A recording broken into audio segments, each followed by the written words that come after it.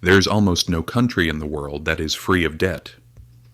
Even the United States debt has surpassed $38 trillion. The European Union, Japan, even oil-rich countries are in debt.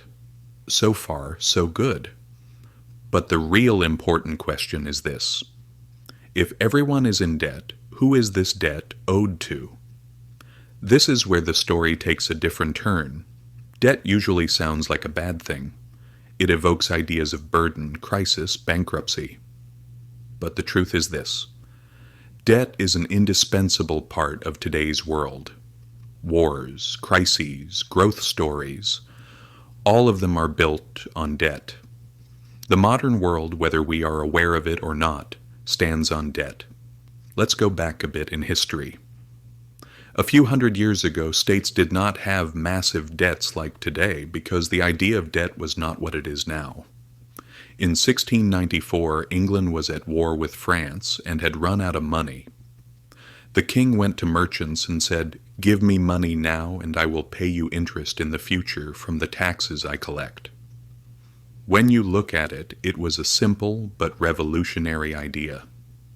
For the first time, the state began to use money it had not yet earned. In return, it made a promise. That promise is what we today call a government bond, and the idea worked so well that it quickly spread all over the world. From then on, debt was no longer a weakness. It became a sign of strength. If you could borrow, it meant there was trust in you. In the past, empires occupied land for gold. Now they were issuing paper for interest. The battlefield changed. Instead of fronts, balance sheets began to spread from mouth to mouth. When we come back to today, the picture is even more surprising. Everyone is in debt, but at the same time, everyone is a creditor. Banks, pension funds, insurance companies. All of us, without realizing it, have fallen into this system. The taxes deducted from your salary, the money going into pension funds. In one place you are paying debt, in another you are earning interest.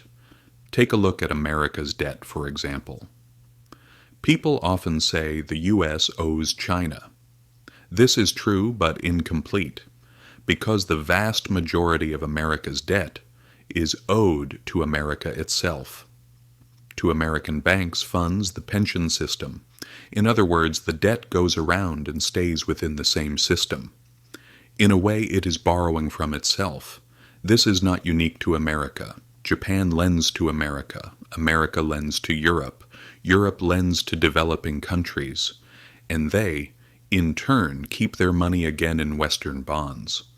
Globally, everyone has lent to everyone else. No one has real money in their vault. Everyone is holding someone else's promise. And the only thing that keeps this game standing is trust. No one actually expects the debt to be fully paid off. What is expected is that the interest will be paid and the debt will be rolled over. New debt replacing old debt. States do not think about paying off their debts. This is no secret. This is how the system works. In fact, the funny part is this. If major countries paid off all their debts, the world economy would collapse. The reason is that government bonds are the safest pillar of the financial system. Banks use them as collateral. Central banks create money on top of them. If debt ends, money ends too. That's why debt is like the pulse of capitalism. If it stops, the system dies. But there is an unjust side to this. It is said that we are all indebted to ourselves, but interest is not distributed equally. Interest mostly flows from workers and taxpayers toward the firms that hold the debt. So debt turns into a back-and-forth mechanism not between countries but between classes. For this reason, as debt increases, inequality also increases.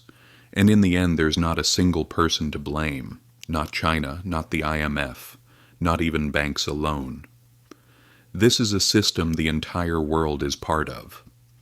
We are both debtors and creditors, free at the same time.